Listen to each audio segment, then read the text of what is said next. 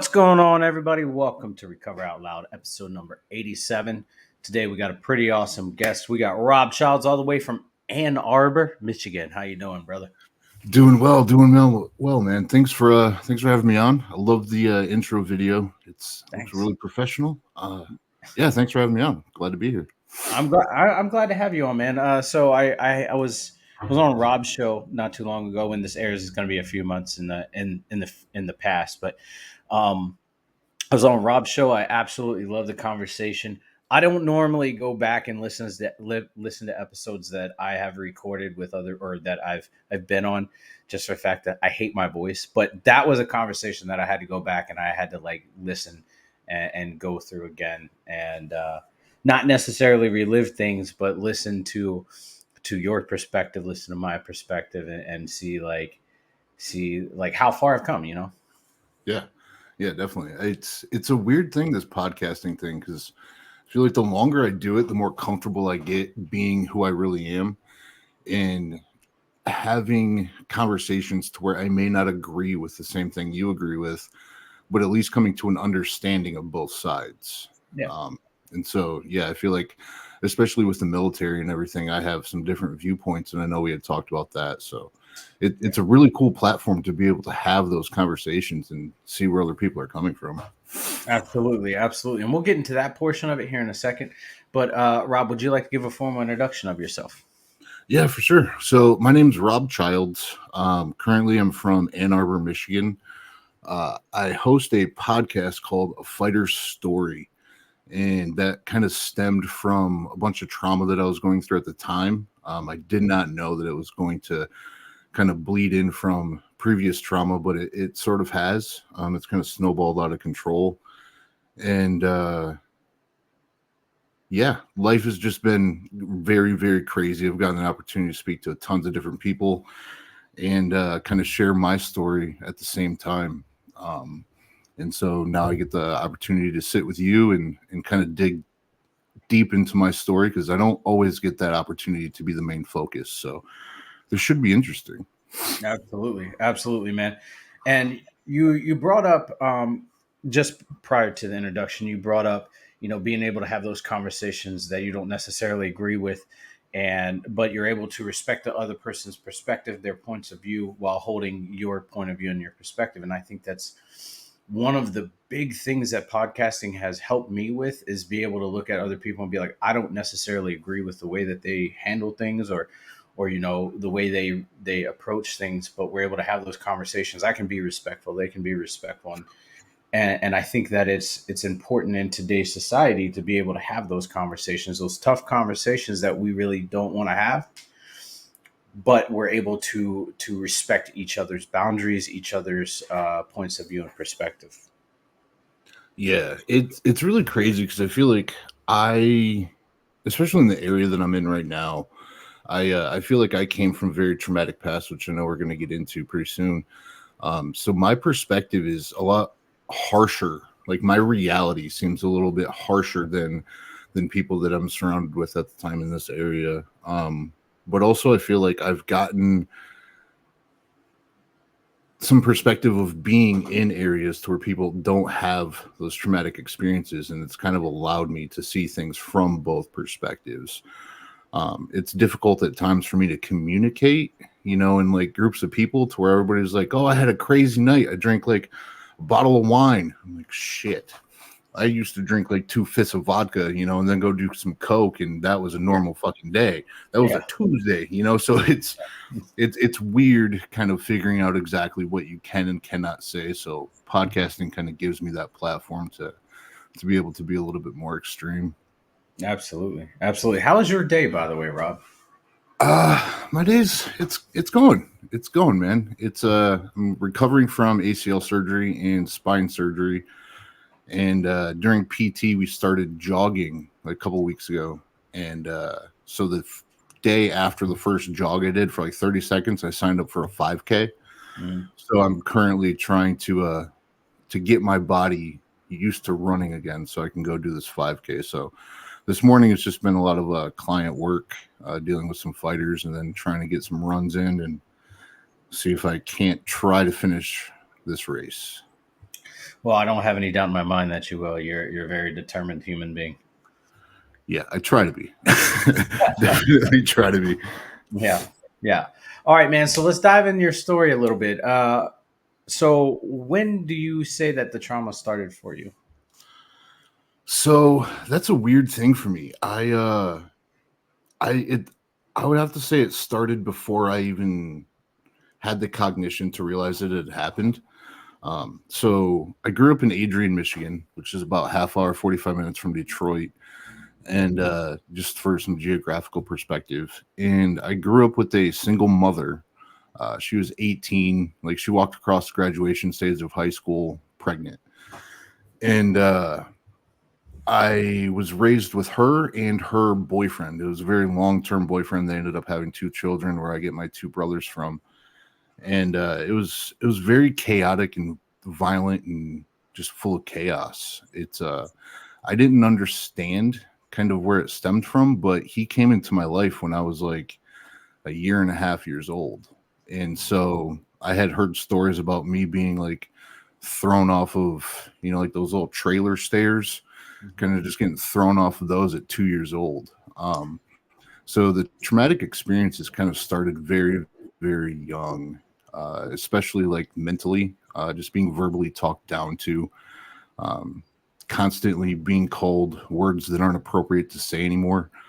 Um, I got kicked out of school, like elementary school, for saying "I'll punch you in the dick, sucker," because that was my everyday language. Like that's what I got told every day, is that I was this little, I don't want to say the words on your Yeah, show, but F word, and that I was going to get punched in the dick sucker every day.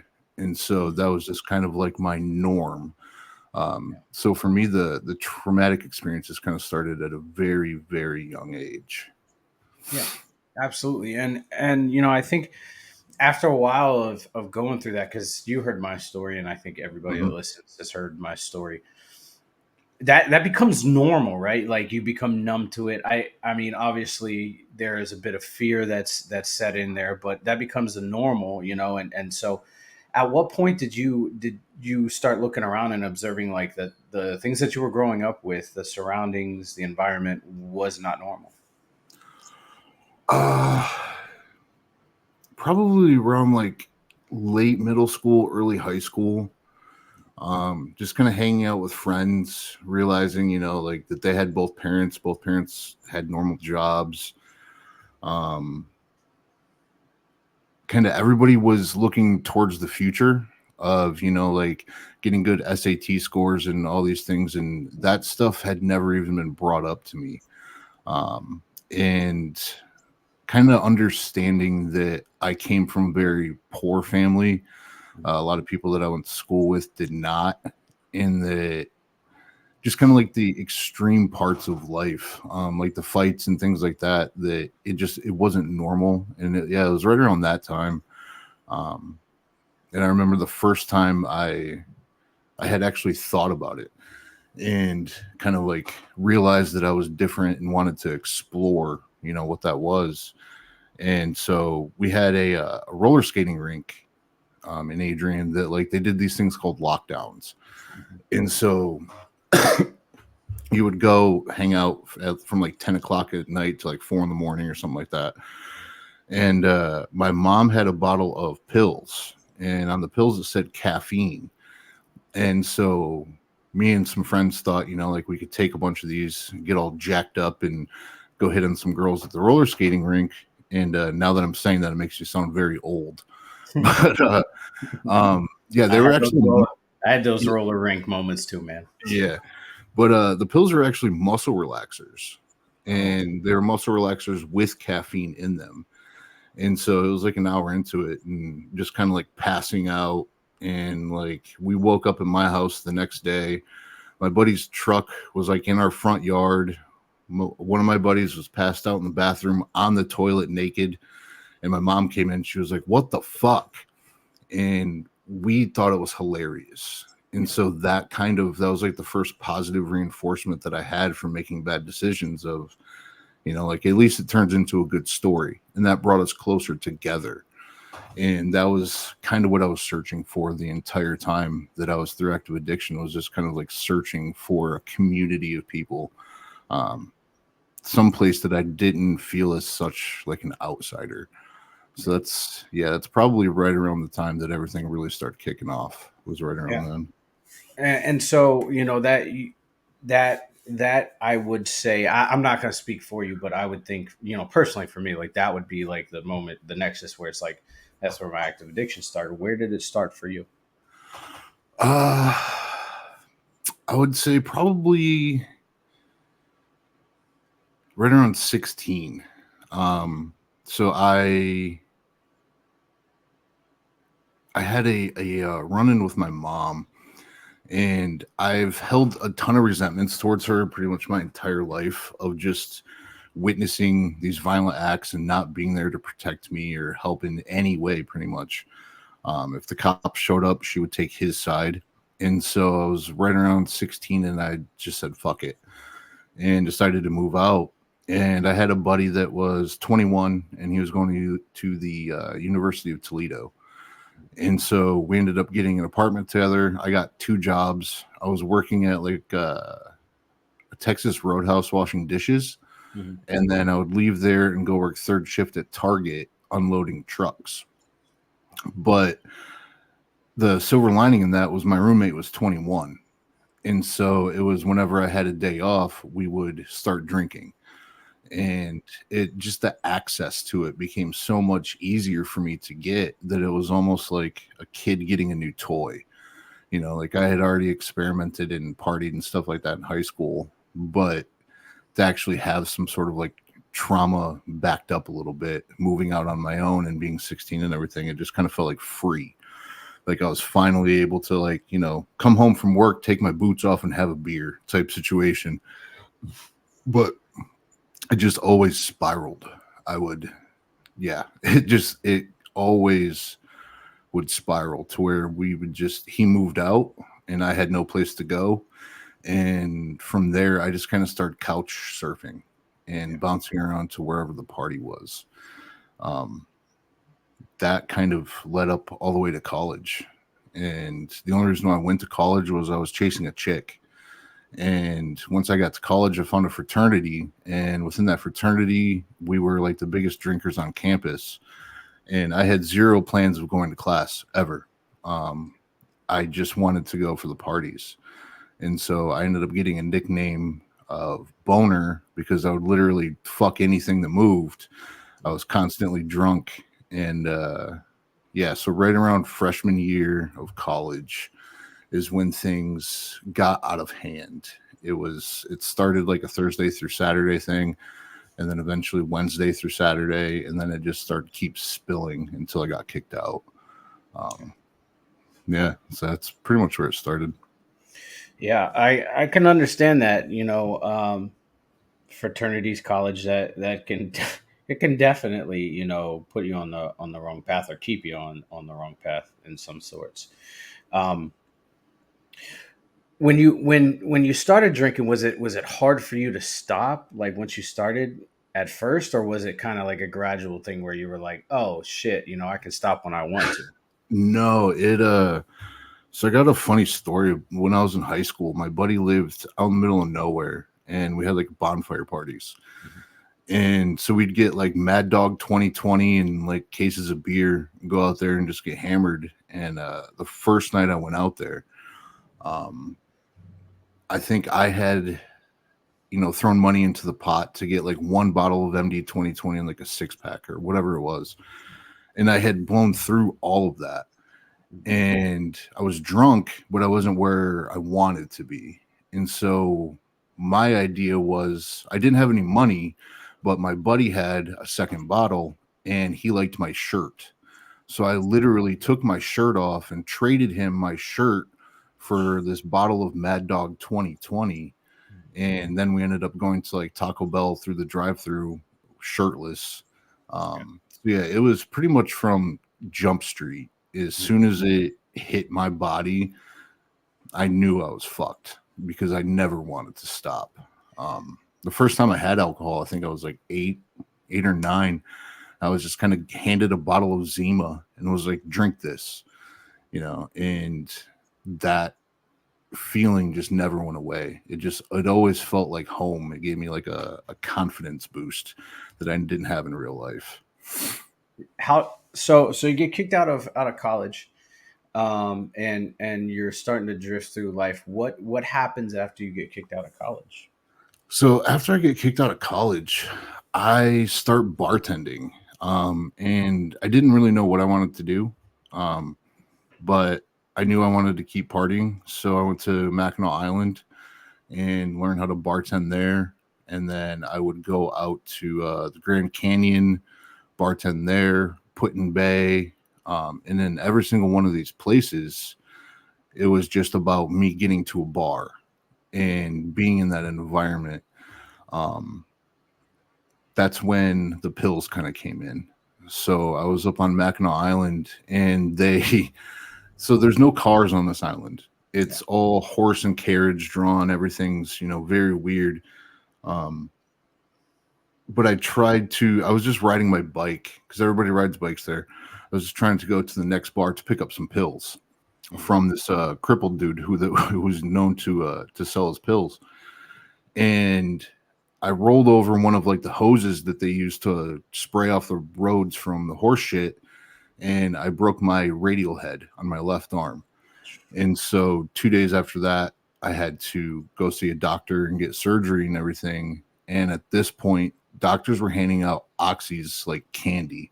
Yeah. I would get 180 refilled like 4 or 5 times. And this was after surgery. And I was in no pain by any means, but it was the mental pain that I was kind of trying to cure at that point. And during my time on Mackinac Island, a buddy had introduced me to Coke. And so that kind of introduced snorting things to me. Yeah. And so I was just very curious if you could snort Percocets. Yeah. So I took like a plastic bag and a hammer and tried to crush it up. And I was worried about overdosing and all this shit. I had no idea what was going to happen. But after that first night of kind of like nodding out and being drunk at the same time and waking up still alive, that became like the next rush of, like how far can I push this? It was just constantly looking for that nodding out feeling. And after the pills came in, that's when I became very, very toxic. I was traveling a lot, doing like these bartending gigs, but the worst part about it is I would get friends along the way, come up with like 3, 4 drinking buddies, and like actually become friends. And I would somehow fuck those relationships up, whether it would be like lying to people, stealing something from them, whether it be money to go out to the bar or like their alcohol or trying to like hit on their women or whatever like shady type shit I was doing at the time. And so I always left those situations with, like negative feedback that I felt like followed me around a lot. And so I, while I had those experiences and relationships at the time, they were never anything that kind of carried throughout my life. It just kind of created more trauma and resentments and shit like that towards myself. But Yeah. yeah, Absolutely. I know for me when those relationships ended, those party friendships ended, I always blamed people for the fact that what even if I did something wrong, right? Like I was like, I fucked it up, and I'd be like, well, you should have been watching me. Well, it's not their fucking responsibility to be watching me. You know what I mean? Did hmm did that kind of like have the same effect on you? I don't really know. Um, yeah, it's a weird thing to contextualize right now, I guess. I Yeah, I'm not really sure how to answer that, to be honest. It's all right. It's all right. Yeah. I always leave somebody with a question where they're like, huh? Yeah, I don't know. I don't know, maybe it's just my brain's not working correctly. I'm used to asking you questions. I think that's like the Yeah. fucked up thing right now is like I'm not used to being the focal point. I'm used to actually asking the questions. No worries. So, um, how far down the road did you get to the point where you're like, dude, this is way too fucking much, and I need to change? Yeah. So I mean, we're kind of like jumping ahead quite a bit, and we can dive back into some stories if you want. But kind of like my aha moment type thing is I had this period in life to where um I'm like 34, 30, yeah, no, 32, something like that. I'm living in my mom's double wide modular home, which is just a trailer, and no job. Like I could get a job working in a bar for like a couple weeks or something like that. I didn't really have like any skills that I could put on paper because I had gotten fired or quit and just walked out from every job I'd had. And so I'm kind of just this loser, in this small shitty town that like we all make jokes, call it a drain, just because it's a fucking drain. There's nothing to do there. And every day I'm stealing money from my brother, my mom, like coming up with random schemes to get like these relationships that I do have, what I can milk out of them just to get what I need. And I would walk up to the liquor store throwing up, like knowing what I was about to put in my body. I would get the bottle. Specific instance I'm thinking of right now is Black Velvet. And so I'd go get a bottle of Black Velvet, have to walk back, throw up on the way back just thinking about it. And there was a couple times to where like my body was detoxing so much I was about to shit my pants. So I'd literally have to dive off behind like these office buildings into the trees and like shit in the woods before I could even get home. And it's kind of funny now, but it's also like pretty fucked up that like there was a time to where I'd woke up and couldn't get a hold of any money to get any booze. My mom was one of my biggest drug dealers for Percocets. And so I just took a bunch of those, got really fucked up, got really stoned.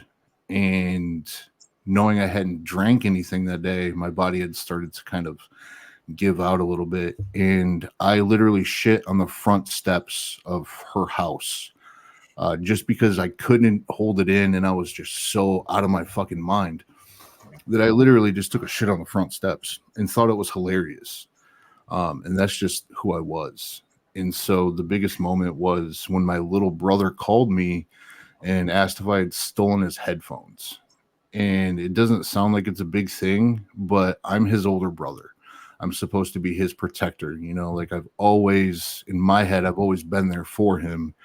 And at that moment, I realized that I was actually one of his biggest stressors. That's what he knew me as, was the person who stole shit, to pawn it off and everything. And that kind of just that reality of knowing that that's actually how people look at me. It hit harder than I wanted it to. It's not like this crazy, like bottom of the barrel type story. But for me, that was it. Like just living in this trailer that's fallen apart and realizing that the people that I hold closest to me, which are my brothers, look at me, and they see the reality of it. And before I had even moved into my mom's, I was living in a trailer that was abandoned, that I literally had to like ghetto rig a stolen propane tanks to this stove just so I could have heat inside this trailer. And so my bulldog and I would sleep on like this little futon type thing, just covered in blankets, trying to survive. And so I had like many spots to where I could see it being like a rock bottom moment. But for me, it was just understanding that the reality of the situation was is this is who I actually am, and there's no hiding from it. So a couple months later, I checked myself into rehab and decided that I needed to change. It's not that exciting how I'm saying it, but yeah, it sucked. Yeah. Yeah, lying to rehab about not needing to detox because I was too proud. I was like, no, I don't need that shit. It was very obvious during rehab that I was detoxing. So Yeah. if I could take that back, I would. But We'll it get to happens. that. We'll get to that in a second. You go from this bartender that is all over the place, running all over the place, making money left and right, to being at home with your mom, Hmm. back at home with your mom. What happened? Because I know you said at one point you ended up in Hawaii or something like that. Like, Yeah. What happened in that transition? Uh, a lot of failures. A lot of failures. While I was at Northern, I was dating a girl and I just couldn't keep my shit together. I was about to get kicked out of school. I didn't really see a point in continuing a relationship. And I had found out that I had family in Hawaii. And so I wanted to go kind of see if I could connect in that way. So I got on Craigslist, found a roommate, and then I started conning people, selling fake stuff on eBay, just doing dumb shit like that to try to get some money for a ticket. Flew out to Hawaii and then would use student loans to kind of pay for housing. Um, and it was like those little schemes that I had done every single time I moved. Every time I would move out to like the Grand Canyon, I would have to borrow money from my grandmother or somebody like that just to be able to get out there. And once I was there, it was all the money that I would make would just go straight back into the bar. So I would leave every instance either early, for like the contract that I was supposed to do because I would get fired or I'd quit, um, and broke. And then I also didn't make any real friendships during this time because I was just known as the shady guy who was going to fuck you over in the end. I Right. wasn't like I was the shitty guy who, like at the Grand Canyon, there was an instance to where and I don't even remember his name, but I knew I was leaving the next day, and one of my buddies had a computer issue. So I was like, "Oh, just drop it off in my room. I'll try to fix it for you," knowing I could fix the problem, but that he was never getting that computer back. Yeah. And so I would get back to Michigan, take that computer, and then sell it, and then that's kind of just how I would keep the ball kind of rolling. And I feel like that's a big part of addiction that a lot of people don't really talk about is those shitty things that we do of screwing people over and ruining relationships and building a reputation on the negative spectrum of things. Yeah. And so that's kind of just where it got to a point where I had nowhere to go except for my mom's. Yeah. I couldn't even, there was nobody I could ask for money anymore. And she didn't even want me to come back, completely understandably. But yeah, I had pretty much just gotten to a point where I was the definition of a loser. I had nothing going for me and I'd ruined everything up to that point. I also couldn't stay away from a known drug dealer. Like I had to have the pills, otherwise I was going to start detoxing. And that wasn't an option. Yeah. So for me, it was just go to a shitty city to where I knew I could get the drugs and just sit there until I died. Essentially, I kind of fantasized about Trailer Park Boys and how that one dad lives in the trailer out in the middle of a junkyard. To me, that was actually a vacation. I'd have my own place and like I could just go off and die somewhere and nobody would even know. And so it was heading that way, but thankfully it never actually got there. Yeah. Absolutely. I'm glad that it never got that far. I'm glad because we wouldn't be having this conversation. Yeah. Yeah, it's weird though because like I've heard a few times, like I have other instances to where like I've wanted to die and shit like that during active addiction, but it's actually after getting sober is when shit started to really get hard. Yeah. Um, that's kind of that's something that they don't always tell you is that when you're sober, you have to deal with everything in real time, Yeah. and you have Without, to just without take the it on the substance. chin. Yeah, Yeah. and it's shitty being sober sometimes. Yeah. Um, and Oh, yeah, it's I just get it. it's just the truth of it. But it's also something that I never want to give up. Yeah. It's definitely changed my life for the better. Well, you check yourself into rehab, you deny detox. What happens after that? Because you just said, sometimes it sucks being, being sober. And I agree. Sometimes it does because you don't have that substance to run to anymore. Um, and also you said that they don't tell you that things are hard. Explain what it was like for you when you first got sober. Yeah, so about 10 years ago, I was diagnosed with a really rare cancer called polycythemia vera. And essentially it's the opposite of leukemia, essentially, to where I always produce blood cells. So my blood kind of turns to jello. And one of the effects of that is you can get femur pain, to where it feels like your bone's about to implode. That never happened to me, but the doctors didn't know that. And so I could get as many pills as I wanted to. And that just fed the addiction. Getting sober meant that I didn't have that crutch anymore. And so I still had to deal with having cancer, dealing with relationships. My fiance now, we had gotten together when I was in active addiction and kind of navigating the new chapter of it. She was very unaware of what was going on at the time. She was focused on her life. And so kind of coming together and getting closer and realizing that things needed to change. It was something that I needed to do, but it makes it harder because you have nowhere to run. You're forced to have uncomfortable conversations that you don't want to have. Since I've gotten sober, I've had an instance to where I thought a research drug that I was taking for University of Michigan, I thought that was killing me. It turns out that I just had a herniated disc and all of my limbs were going numb. So I'm flying all over the country trying to figure this out, and all they have to offer me is drugs. And I want to know the why. But having this extreme fear of taking these drugs, even though I'm in legitimate pain, of reverting back to the person that I was, that's just constantly followed me. Yeah. So it's hard in the sense of not really having the tools beforehand on how to handle situations, and how to not to react to things in such a traumatic way. I tend to take things very personally. If you start to ask too many questions, I'm like, what the fuck are you doing? Writing a book? Yeah. It's I just have a very traumatic response, and everything that's said to me, I can then weaponize and turn it back on you.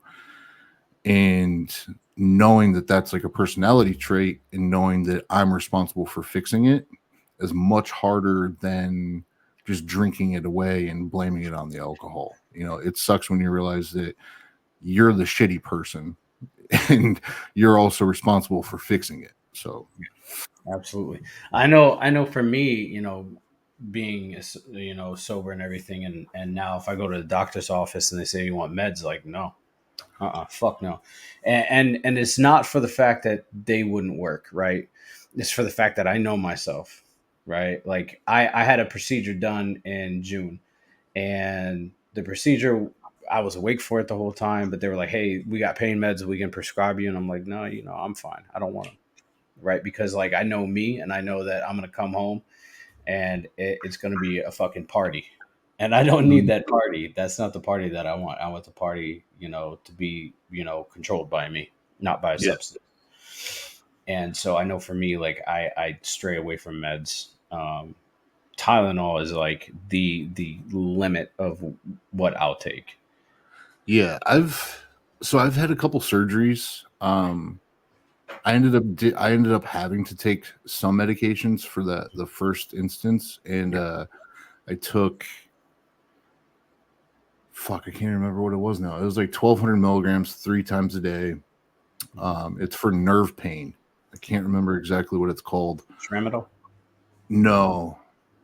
Yeah, I can't remember. But um after finding out exactly what happened, detoxing off of that sucked. Immediately after that, it was like maybe 2 months later, I got into a car accident to where my spine needed surgery and I needed knee reconstruction. And so I had to take the painkillers then. And there was a time to where I thought, like everything was fine. And it wasn't fine. Like it was, for me, it was all about the mindset of, using things as medication. And then once I didn't need that medication anymore, I would start to justify reasons for still needing it. Even though I wasn't abusing it, it was just something that I had to myself type thing. Yeah. Kind of wanting to hide it from people for some reason I don't understand. But yeah, things have not been smooth. I wouldn't say that I've like relapsed or anything.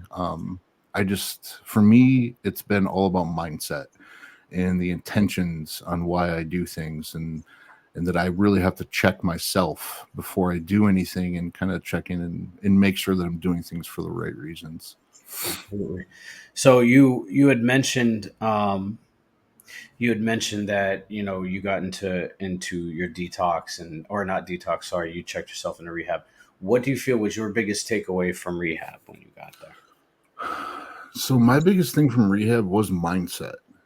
Yeah. I didn't like how rehab was kind of set up, because they would always tell you, oh, you're taking back your will, or just like these little sayings like keep coming or don't leave until the miracle comes, and things like this. And those little sayings didn't make sense to me, but I was so terrified of living the life that I used to have, I just kept coming. Yeah. And so kind of over the years, it's came up that it's all about mindset. Yeah. um I would sit there and see people leave, and then a week later they'd come back, and it would happen a few times, to where my mindset was, I thought we were all here to get better, to fix ourselves, and that's not why everybody goes to rehab. It was just, that's why I went, was to actually fix myself and to actually get better. And so I've just constantly kept, what can I improve on? Yeah. And rehab would say that it's just replacing one addiction with another, but I never saw an issue with that. I don't quite understand why that's a problem, when you could say that about anything, like you could replace drugs with Skittles, for instance. And Yeah. so for me, it was just, taking this mindset of, no matter what, I'm going to get the thing I want, but utilizing that in a more positive manner, and trying to advance a career. Yeah. So since then, I've gone back to school, graduated college, and I'm currently applying to law school. Um, and so it's just kind of replacing one addiction with another and keeping that mindset positive instead of negative. That's probably the biggest thing that I got out of rehab, but I know a lot of people don't get that. Yeah. A lot of people will take it by the book, and do the 12-step meetings, and almost use that as like a religion type thing. And that's just not the path that I was comfortable with. Yeah, absolutely. Everybody's path looks different. Mine looks different from yours, and the next person down the Hmm. road. Um, I know for me, when I got into recovery and started getting sober, I was like, man, life is going to be really fucking boring because I'm not going to have that substance in my system. Did you have the same perception? um at first, yes, but more in like social situations like weddings and things like that. Like, I just didn't know how to act. I didn't know what you did unless you were drinking or trying to get fucked up.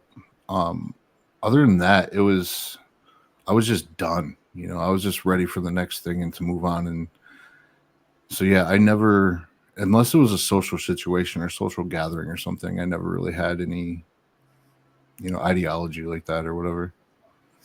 Understood. Understood. So the fighter story, your podcast. When did you get that started? Yeah. So that started around the time to where they thought that I had fibromyalgia, everything. I was in extreme pain, and I wanted people to talk to.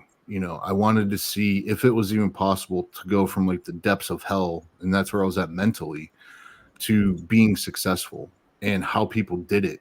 And so I didn't have the confidence to start a podcast, but I could go on Facebook and tell people I had one, buy a microphone and a camera, and have these conversations.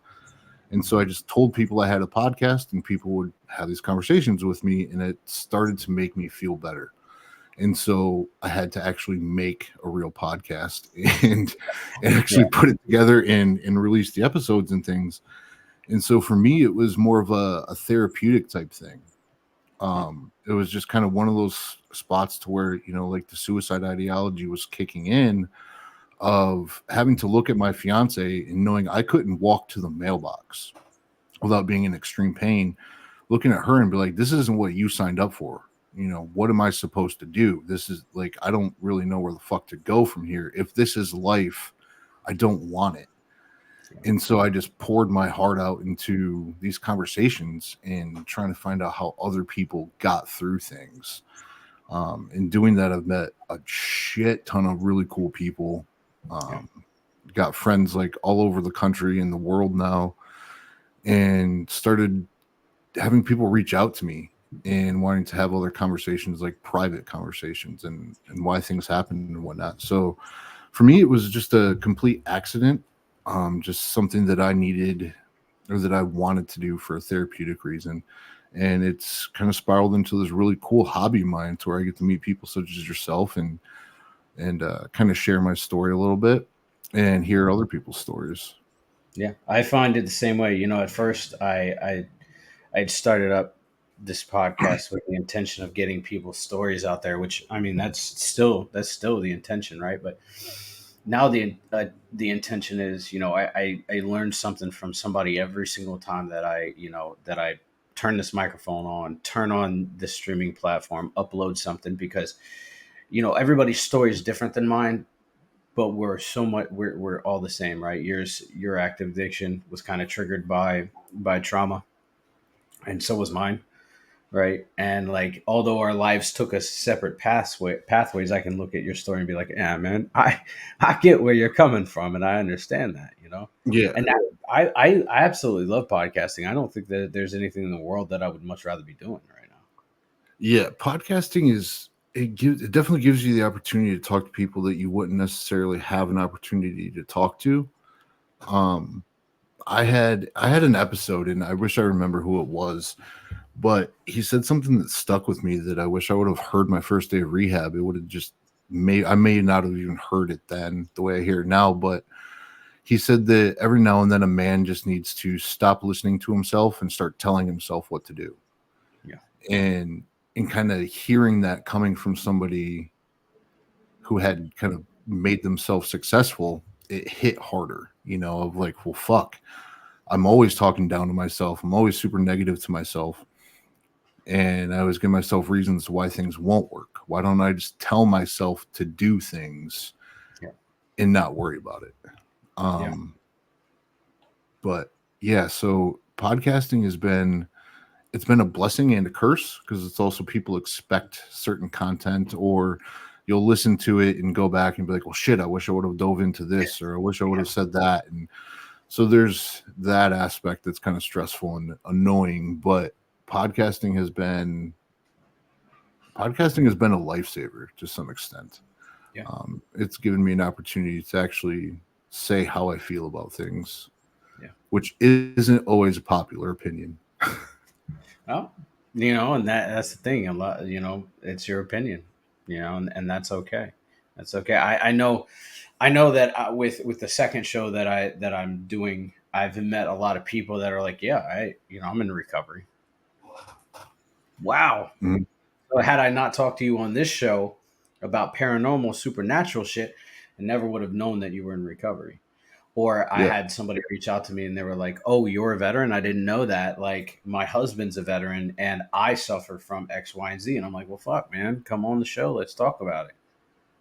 And Yeah, it's that was it's just something that was what I loved about your show is, I feel like one of the biggest things about recovery for me that's been frustrating is you go to 12-step meetings and everybody wants to focus on the drug or the alcohol, yeah, and almost like relive war stories, or use alcohol as the main subject for the conversation. hmm Whereas like the addiction always normally stems from trauma, but yet we never talk about the trauma yeah, and the why the addiction even started.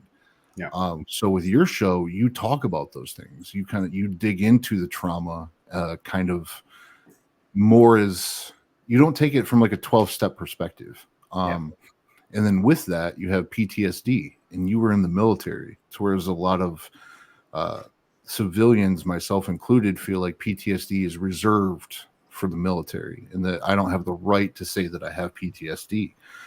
And hearing your story and kind of like seeing that you talk to people that aren't in the military and they talk about PTSD and you were able to kind of relate to it, your show actually allowed me to be more comfortable in saying that I do have PTSD. It was almost kind of like getting the stamp of approval, from like somebody in the military saying, no, it's okay. Like I honestly needed to hear that. So your show has been an amazing staple.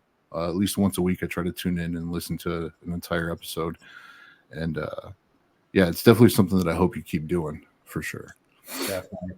I'm glad I could be of service. And the thing is, um, I've addressed this on this show and on the episode that we recorded. Trauma is relative. Everybody suffers from it. And it's the body's response to a stressful situation, and it. And there's a lot of things that people will say, oh, that's only service related. We can only, no, that's not right. And like I heard somebody the other day say, oh, patriotism is service related. Well, if you look at the definition, it has nothing to do with service, right? If you look at the Mhm. definition of patriotism, and patriotic, nothing to do with service, right? And that's the same for PTSD, right? Like and post traumatic stress, traumatic brain injury, all these other things, right? Like it has nothing to do with service, but the media and big officials have put this label that all veterans have PTSD or all veterans are this, and at some, back in the Vietnam or in World War II, it was said that veterans were shell shocked, right? And then Mhm. and then it changed from shell shock to post traumatic stress, and the reality is anybody can be, anybody can have these, and it's also anybody can recover from it. It has nothing to do with that. So I try and highlight that and say, like, look, it's not exclusive to one group of people. Everybody, I'm not saying everybody has it, but what I'm saying is it's okay to come out and say I have it, like, and don't be ashamed about having it, because Yeah, we're all okay. Who is normal in nowadays? no one. Yeah. Nobody. Nobody. So this is the new normal. Yeah, I've heard stories of women being chained to radiators and being sold as sex slaves, Yeah. and then the house getting raided, and that same woman being the person to bail out the drug dealer who had her chained to the radiator because he had the drugs. Yeah. And so it was just very hard for me to not look at that as PTSD. And like that's stories like that are going to make you want to get fucked up, Oh yeah. so it's just this repetitive cycle that we go through. And unfortunately we focus on, like the addiction itself instead of the trauma beforehand.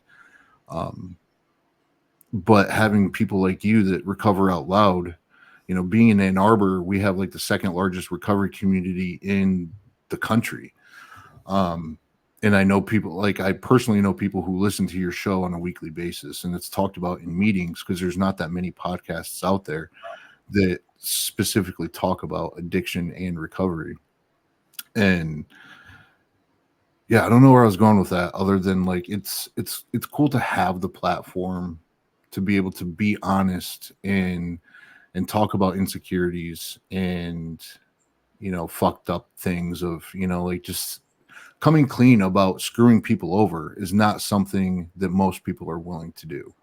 No. It's just unfortunate that it's part of my story, and it's something that like I try to bring up as a reality that most people don't really tend to feel too comfortable talking about for some reason. Absolutely. I think as people in recovery, we got to get to this point where we stop apologizing for things that we've done and start doing things to change it, right? Because you said it about 12-step groups. I have a problem with 12-step groups, and that's, they live in what happened, not where they're going, right? We live in Mhm. this look and this hindsight kind of mentality when we get into recovery, and then we beat ourselves down and say we're pieces of shit. Like old school AA used to be so much worse than it is now. The new wave changed a lot of the way that people are addressed and commented. But like, old timers would come in and be like, you're just a fucking piece of shit. Well, that's cool. That makes me not want to come back. Right. Yep. And so, but AA still, and NA and some of these other ones still focus on what you did not how you're changing your life, right? They work on the 12 steps, but not how you're changing your life now.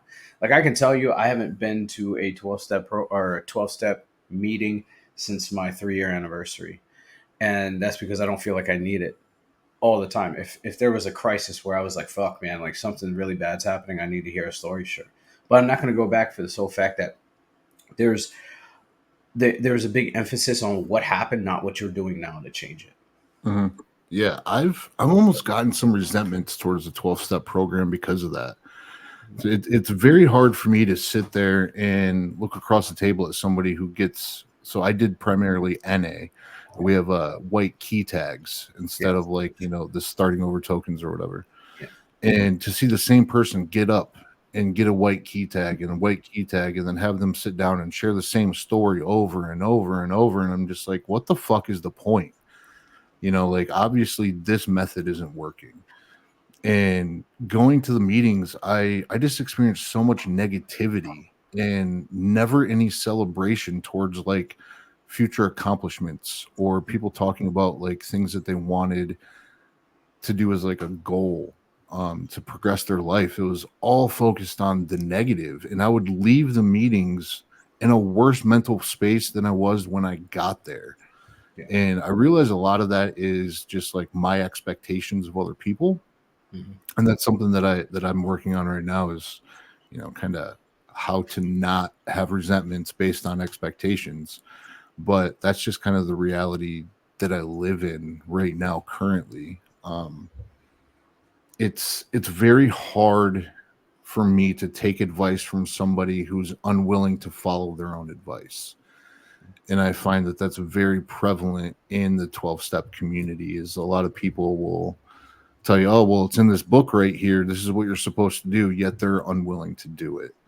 Yeah. So I find that just having honest conversations with people that are close to me help out significantly more than trying to come up with something to say in front of a group of people.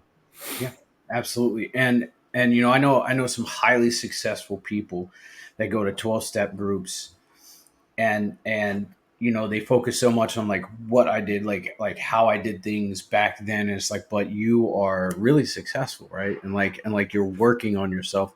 You haven't touched a substance since this date, right? And you become a better version of yourself every single day.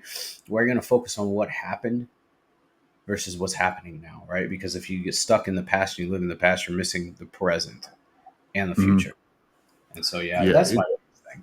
yeah, it's weird how like you can physically feel stress. Like you were saying, like PTSD is like your body's physical response to stress. Um, that's also like when I would take a shot, I would almost feel like a full body relaxation type thing. And it was Mhm. kind of releasing that PTSD. Um, but yeah, I don't know where that part was going. It was just something I wanted to comment Yeah. on. Oh no, definitely. So what is in the future for Rob Childs? Yeah, so in the future, I'm applying to law school right now. I'm just having all the medical issues that I've had is kind of giving me an insight to like behind the curtain on the medical aspect of things. And so right now I'm primarily focused on trying to get accepted into a law school, and hopefully I can find a spot that I fit in law. But I would like to do medical malpractice and help people out that have had like medical injuries and things like that that they don't feel like they're represented. Um, Definitely keep going on the podcast, just to have the conversations, and from there it's all about trying to better myself, tackling PTSD therapy, couples therapy, anything that I can do to make tomorrow's version a better version than today. What that looks like in 10 years, I don't know. But I do know that right now I kind of have like 5-year goals, as far Yeah. as law school. The podcast goals, I would like to be able to have like a certain number of subscribers and things like that, just so I can get the stories shared. Um, but yeah, it's a long road. It's not something that is comfortable because I'm kind of going into a field to where I have zero knowledge. I don't know an attorney. I'm just a poor white trash trailer kid, and trying to figure out how to live in the big boy world. But it's something that I'm navigating slowly and trying to figure out. So I will report back to you whether or not it works. um, and yeah, trying to be more confident in doing social media. That's the biggest part of the podcast thing for me is I don't have the confidence because of like my teeth are a little fucked up or the shit that I've done in the past or how I speak. It's hard for me to feel like I'm somebody worth grabbing a phone and like making a video and posting it and then having people that I see in real life see that person. Yeah. um, so kind of working on character flaws and trying to just get it out there mainly for the subject of having people listen to these stories, and I just have to suck it up and do it. Yeah. I will say, maybe a little motivation or a little insight there. There's a guy on TikTok that travels the country, but he's homeless, and he shares his stories everywhere he goes. And so, like, I don't know if that's a little motivation for you or a little something, but it's pretty cool. He's homeless and he shares, hey, this is how I get across the country or how I travel. So I think that that's pretty damn cool. And I think he's sober too. Yeah. Yeah, no, I wish I had that confidence. I really Yeah. do. I just for some reason I just don't have that. It's almost like I have to put on a mask and play a character, to be able to do those certain things. Just because my mindset is, I still hold all the negative shit that I've done in the past Yeah. is who I am today, and so kind of learning how to drop that stuff is very hard for me to do. Well, I can say, knowing you for the length of time I've known you, Rob, you are an amazing human being. Don't stop being who you are. I appreciate that. I try. I really do try. Um, and if I fail, I'm resilient enough to keep trying. Yeah, So, yeah, that's all I know about myself is no matter what, I'm going to keep trying. There absolutely. there really is no quit. Absolutely. All right, Rob, I want to take a moment and say thank you for being on the show. Thank you for sharing your experience with us, sharing your story. I greatly appreciate you. Yeah, no, thanks for having me on. I feel like there's so many different areas we could have dove into and like different stories and stuff, but just having this opportunity to sit down and have a conversation with you and share the little part of my experience with your audience. Very grateful to be a part of, especially a podcast such as Recover Out Loud, having it. That's exactly what it is. It's a recovery podcast, and everybody has a different story. So, real excited to continue my show and to see your show grow. It seems like every show you're slowly kind of climbing up in the numbers and visually things are looking amazing. Thank you. And so it's cool to see the progression.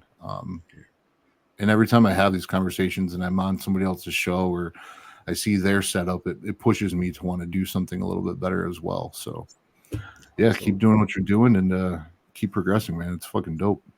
Thank you. Yeah, there's always room for another episode with Rob Childs. So Definitely, yeah. We'll have to do that in the future. absolutely. All right, y'all. We'll take a moment to say thank you for hanging out with Rob and I. It's been an awesome, absolute, amazing pleasure to have him on. And until next time, I hope you guys have a great day. Much love. Be good. Yeah.